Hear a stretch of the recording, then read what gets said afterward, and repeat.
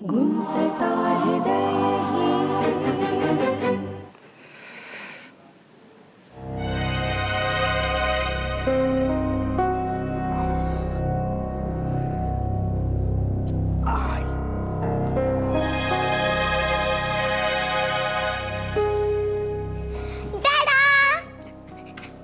हळू हळू हळू हळू डॅडाच्या पायाला लागलाय. काय झालं? काही नाही ग, एका साईट वर गेलो होतो ना, तिकडे लागलाय. तुला खूप लागलंय का? औषध आणू मी? नको, आमचं औषध इकडेच आहे. कुठं आहे? हे काय आमचं औषध? हे बघ, हे असलं ना तर मग डॅडाला सारखं बरं वाटतं, नेहमी बरं वाटतं. डॅडा, तुला खूप दुखतंय का रे? तुझा पाय चेपून देऊ मी? हळू. हा, गोष्ट सांग ना. म्हणून पाय चेपून देणार का माझा? प्लीज रे डॅडा, तू एकदा ममाच्या कंट्रोल मध्ये गेलास ना की आपल्याला बोलायलाच होत नाही. कंट्रोल म्हणजे तावडीत म्हणायचं का तुला? हा, आणि डॅडा, अरे आपण किती दिवसात चौची भाषा बोललोच नाही होत. अरे बापरे, मग दादाने आता काय काय करायचं? चर्ची भाषा बोलायची का गोष्ट सांगायची काय? आपण एक काम करू, मी तुझा पाय चेपते, तुम्हाला गोष्ट सांग. ओके? 1 2 3 स्टार्ट. सॉरी. कोण? मी म्हटलं सॉरी. कशाबद्दल? मगाशी मी जे काही बोलले त्याच्याबद्दल. काय? हेच की तुम्ही मयंकला सामील आहात, ते पैसे तुम्हीच. सॉरी. अरे बापरे, सूर्याने आज खरंच पृथ्वीभोवती प्रदक्षिणा घातली की काय? तू मला सॉरी म्हणतेस?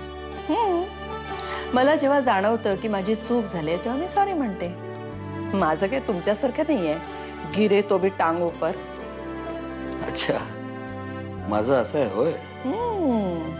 तुम्हाला आठवतंय का कधी मला सॉरी म्हटल्याचं? पण मी चुकल्याचं सुद्धा मला कधी आठवत नाही ग. काय कॉन्फिडन्स.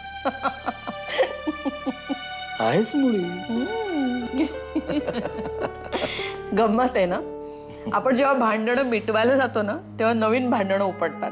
आपल्या लग्नाची हीच गंमत आहे. आपण जसे आहोत तसे वागतो. उगीच गुडबॉय बनायचा आव आणत नाही किंवा खोटं खोटं गोड गोड वागत बसत नाही. कुणाबद्दल बोलताय तुम्ही? वनिता, सगळं कळून सुद्धा न कळल्याचा आव आणू नकोस. विक्रम, तुम्ही इतका खार का खाता? काय खोटे हो त्याच्यात? वनिता, मयंक मला का आवडतो तुला माहिती? त्याचे जे काही गुणदोष आहेत ना ते लख आहेत. हा, त्याला आता काही वाईट सवयी आहेत, काही ते जे काही असतील त्या, पण त्या तो लपवत बसत नाही. जावई बापूंचं कसं आहे, दादांत खोटं वाटावं असे ते सतत चांगलं वागत राहतात.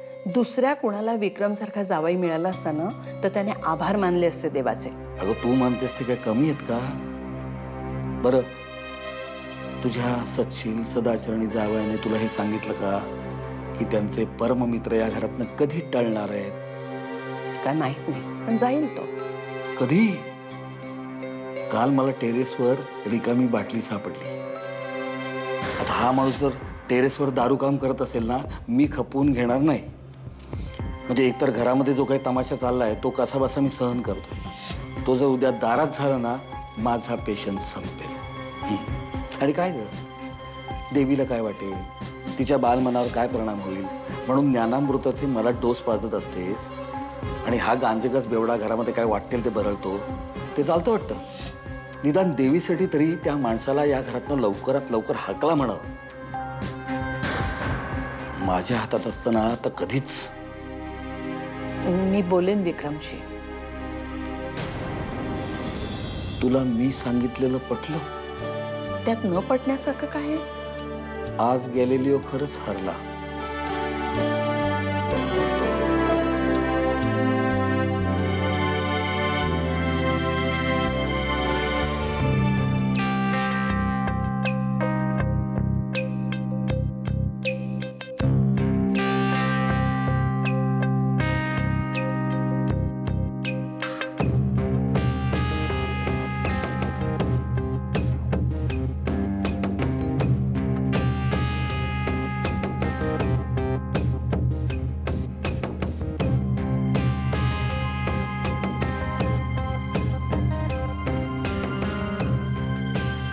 मग जरा माझ्या केबिन मध्ये बस.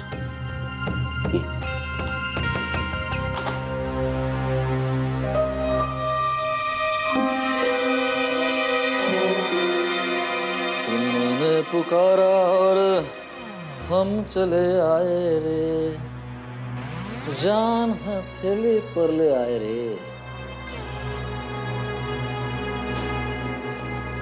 मलाच फोन करायचा होता ना, की रॉंग नंबर लागला. किती बोलतोस रे तू? थकत नाहीस? 30-40 जिभा स्पेअर मध्ये ठेवतोस की एक जिजायला लागली का दुसरी काढून लावायची. वाह नरसे वाह, इस दीवाने के साथ रहकर आप भी शायर बन गए. तुलाही कवी कल्पना सुचू लागल्या गड्या. अरे मला तर एकूण जगच सगळं काल्पनिक आहे असं वाटायला लागलं रे. काल्पनिक कथा, काल्पनिक लोक, काल्पनिक कंपन्या. काल्पनिक कंपन्या? स्कायकॉम इंटरनॅशनल. तिचं काय? ती कंपनी आहे जिनं एका कामासाठी आपल्याला 4 कोटी रुपये दिले. त्यातले 2 कोटी माझे होते, जे तू हडप केलेस. कल्पना छान आहे, उत्तम. खरंच तू चुकीच्या लाईनीत आलास रे. सिनेमात गेला असतास तर काहीतरी नाव कमवलं असतंस रे. उगीच स्वतःच्या वडिलांच्या उसण्या पुण्यावर जगायची पाळी नसती आली तुझ्यावर. विक्रम, काय चुकीचं बोललो मी? आजपर्यंतचं कर्तृत्व काय रे तुझं? हा? दारू पिणं, पार्ट्या देणं, जुगार खेळणं. तू असं काय केलंयस? तू असं काय केलंय ज्यामुळे तू मला सांगतोस तू धुरंधर आणि धुरंधर सोडून जा म्हणून? मी काय केलं is none of your business. हे फर्म माझ्या वडिलांची आहे आणि वडिलांची पुण्याई त्यांच्या नतद्रष्ट मुलांनी मातीत मिसळायची परंपरा फार जुनी आहे. पण प्रकाश धुरंधरांचा तू एकुलता एक मुलगा नव्हतास, नाहीयेस. हा मुलगा अजून जिवंत आहे आणि जोपर्यंत मी आहे तोपर्यंत धुरंधर आणि धुरंधर कुठल्याही दिवाळखोराच्या हाती लागू देणार नाही मी. हे कुणी नाही आहेस तू. भांडगुळ आहेस, भांडगुळ. एका खेडे गावातून येऊन माझ्या वडिलांना चिकटलेला. मी त्यांचा आधार झालो. मी त्यांचा आधार झालो जेव्हा त्यांच्या रक्ताचा मुलगा दारू पिऊन घरी यायचा रोज. कामाच्या नावाखाली, अभ्यासाच्या नावाखाली अय्याशी करायचा. या टेन्शनमुळे जेव्हा त्यांना हार्ट अटॅक आला तेव्हा मी स्वतः त्यांना हॉस्पिटलमध्ये घेऊन गेलो होतो. तेव्हा हा त्यांचा मुलगा आपल्या मित्रांबरोबर खंडाळ्याला पार्ट्या झोडत होता. 3 दिवस आपले वडील मेलेत की जिवंत आहे बघायला त्याला वेळ नव्हता मिळाला. लक्षात येते माझ्या. मुद्दाम डिवचण्याचा प्रयत्न करतोयस तू मला. पैसे परत देण्याची मुदत संपत आली आहे ना तुझी. माझे 2 कोटी रुपये तुम्हाला परत देऊ शकत नाहीयेस. म्हणूनच हे गडे मुडदे उकरायचा प्रयत्न करतोयस तू. पैसे? कसले पैसे? हे विक्रम, जुन्या झाल्या या तुझ्या युक्ती. स्कायकॉम कंपनीचे पैसे. स्कायकॉम नावाची कंपनीच अस्तित्वात नाहीये. काय? तू काय तुझे कान घरी ठेवून आलायस? आम्ही जे सांगतोय ते तुला ऐकलं? सगळं ऐकलं. हे बघ विक्रम, माझे पैसे बऱ्या बोलानं परत दे, नाही तर मी तुझं कुठलंही देणं लागत नाही, एक कवडी सुद्धा नाही. कारण पालघरला कुठल्याही आदिवासीची जमीन हडप केलेली नाहीये, कुठलंही मॅन्युफॅक्चरिंग युनिट उभं राहत नाहीये आणि कुठल्याही पेपरवर मी सह्या केलेल्या नाहीये. आणि जर सह्याच नसतील केल्या तर कुठले पैसे? तू काय मला दूध पिणारं बाळ समजतोयस? गोल गोल घोळ घालायचे आणि मी विश्वास ठेवायचा. एक विश्वास पानिपतात मेला आणि दुसरा माझा सासरा. आठवते ना? आठवते ना? मी जे बोलतोय त्यावर जर विश्वास बसत नसेल तर स्वतःचं मोठं बूड हलव आणि जा आणि बघ पालघरला. हो ना. पण हे मी तुला का सांगतो? तुझाच तर प्लॅन आहे. कुठल्या तरी फ्रॉड कंपनीचे फ्रॉड पैसे माझ्या घरी पाठवायचे आणि ते गायब करायचे आणि मग बोंबलायला मोकळा की मी चोरी केली म्हणून. आणि ह्यापुढे मी तुझ्या कुठल्याही धमक्यांना भीक घालणार नाही. तुला काय करायचं ते काय. हे स्कायकॉम कंपनी, हे 4 कोटी सगळं काहीच नव्हतं. तू जाऊ शकतोस.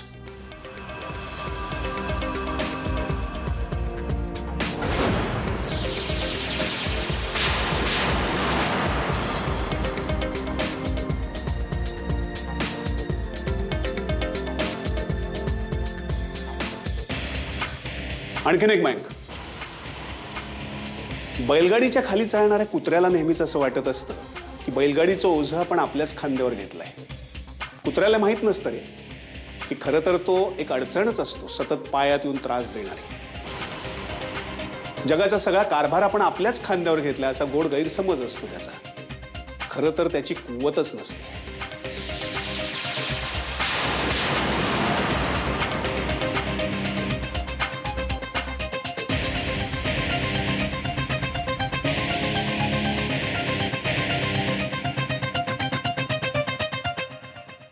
नाही, तसंही माझी इथली आता असाइनमेंट संपतेच आहे. मी उद्या आलो की तुम्हाला फोन करतो. मग आपण वेळ वगैरे त्या गोष्टी सगळ्या ठरवूया. ठीक आहे ना? काय हो?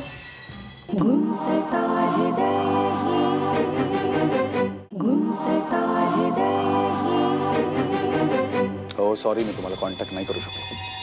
हो जरा बिझी होतो. नाही, मला 2-3 मेसेजेस मिळालेत तुमचे, पण मी खरंच खूप बिझी होतो. हो हो, नाही, आय कॅन अंडरस्टँड. नाही, तसंही माझी इथली आता असाइनमेंट संपतेच आहे. मी उद्या आलो की तुम्हाला फोन करतो. मग आपण वेळ वगैरे त्या गोष्टी सगळ्या ठरवूया. ठीक आहे ना? काय हो? काय चाललंय हे?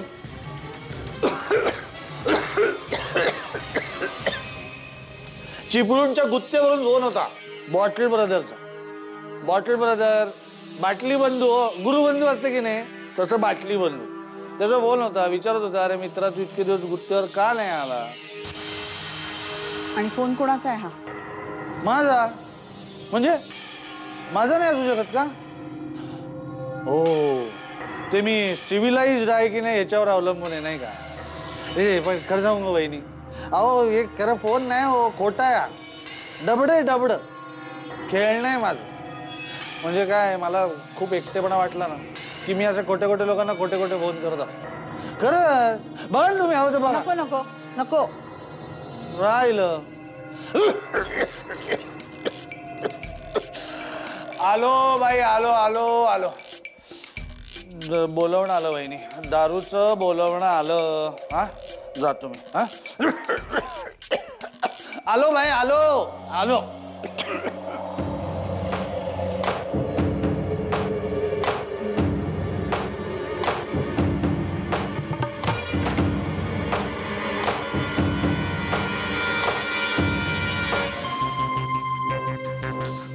मे I come in sir? Come in. Sir, या तुमच्या पुढच्या आठवड्याच्या अपॉइंटमेंट्स तुम्ही एकदा बघून घेतल्यात तर मी कन्फर्म करते सर. ठेवून जा, बघतो मी नंतर. ओके. सर, त्यातल्या नेल्सन हॉस्पिटॅलिटीवाल्यांना लवकर कन्फर्मेशन द्यायचं, कारण त्यांचा 3दा फोन येऊन गेलाय. कधी आहे स्केड्युलिंग मीटिंग? मंगळवारी सकाळी 11 वाजता त्यांच्या वाशी ऑफिसला. त्यांना विचार 12 वाजता कन्व्हिनियंट आहे का? हं? आणि असेल तर कन्फर्म कर, कारण 11 वाजता वाशीच्या ट्रॅफिकमध्ये जाणं ओके, म्हणजे. सर. या. मी बोलते. Urvashi, yes sir. अगं तुझ्यामुळे ऑफिसमध्ये चैतन्य असतं. You should always keep smiling. Okay sir. Okay sir काय, तू काही चावीची बावली आहेस का? मी हस म्हटलं का हसणार? सर, मी तुमची एम्प्लॉई आहे. तुम्ही सांगाल ते आणि त्यातलं मला जमेल ते मला करायलाच पाहिजे. आणि हसणं जमू शकतं मला सर. बापरे, केवढा राग. Sorry sir. गेल्या काही दिवसात माझी खूप चिडचिड झाली ना तुझ्यावर. खूप रागाने बोललो ना, म्हणून रागवलीस? हो. नाही सर, असं काही नाही आहे. I am sorry, I am really sorry. गेल्या काही दिवसात मी खूपच स्ट्रेस्ड होतो आणि जनरलीच चिडचिड वाढली होती माझी. आणि ऑफिसमध्ये सगळ्यात जास्त संपर्क तुझ्याशी असतो, त्यामुळे जास्तीत जास्त राग तुझ्यावर निघाला असेल ना. I am really sorry for that. Sir please, तुम्ही असं म्हणू नका. मला राग वगैरे आला नाहीये तुमचा, आणि आला जरी असेल तरी आता तो कुठच्या कुठे पळालाय. This is one thing I really like about you. तुझ्या जे मनात असतं ते चेहऱ्यावर दिसतं. मगाशी राग दिसत होता, आता तो पळालेलाही दिसतोय. In fact you have been a great help to me. त्या दिवशी तू आउट ऑफ द वे जाऊन नंबर शोधून काढलास. सर प्लीज आता आणखीन काही बोलू नका. मी तुमच्यासाठी काहीही करू शकते. आय मीन तुमच्या कामासाठी. आय नो व्हॉट यू मीन. तुझी तुझ्या कामावर प्रचंड श्रद्धा आहे आणि अशा लोकांबद्दल मला प्रचंड रिस्पेक्ट आहे. ओके, त्यामुळे आता आपल्यामध्ये कुठलाच राडा नाही. कधीच नव्हता सर, आणि कधी असूही शकत नाही. Because you are a very sweet person.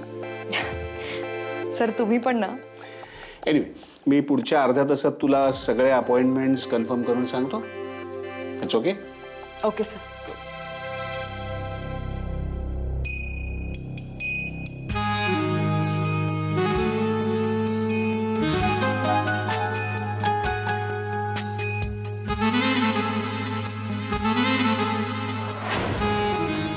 काय ग?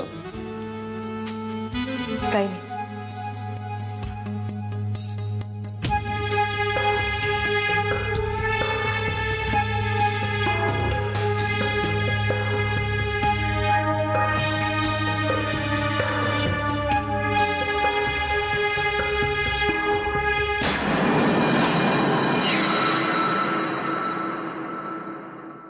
तू माझी बेस्ट फ्रेंड आहेस ना. माझा विश्वास आहे तुझ्यावर, आणि मित्रानं विश्वास कधी मोडायचा नसतो.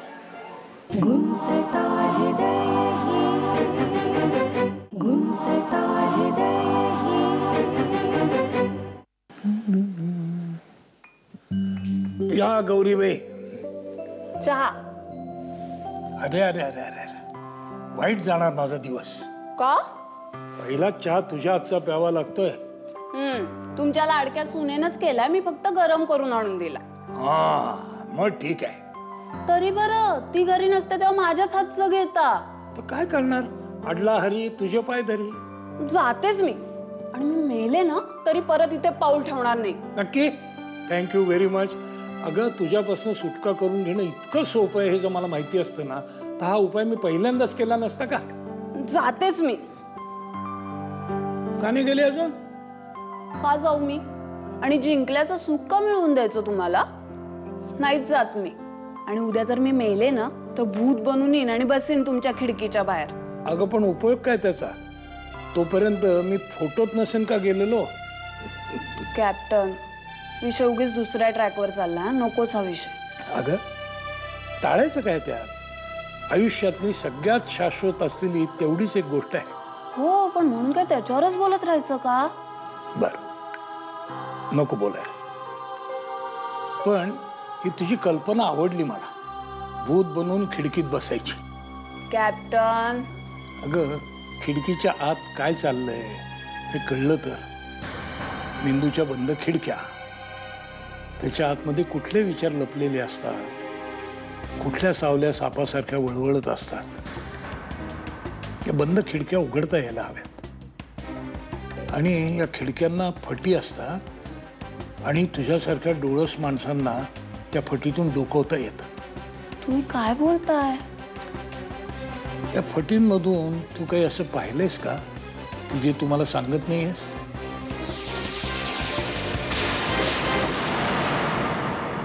अनन्या आणि अभयमध्ये भांडणं आहेत आणि म्हणून त्यांचं पटत नाही. इतकं सोपं आणि सरळसोट नाहीये हे प्रकरण.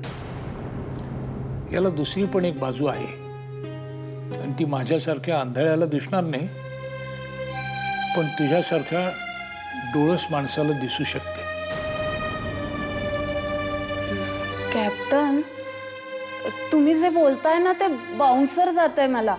तुम्ही सकाळी सकाळी एक पेग घेतलाय का.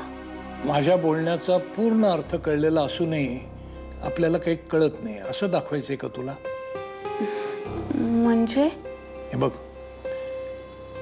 अनन्याच्या बाबतीत असं काही आहे का की जे तुला माहित आहे पण तू मला सांगत नाहीयेस. तुम्हाला असं का वाटतंय की. अगं कारण माझं नाक फार तिखट आहे, मला वास येतो. जसं काल रात्री मला आला. काल काल रात्री. हे बघ गौरी, तू माझी बेस्ट फ्रेंड आहेस ना. माझा विश्वास आहे तुझ्यावर. आणि मित्रानं विश्वास कधी मोडायचा नसतो, एवढं लक्षात ठेव. हं?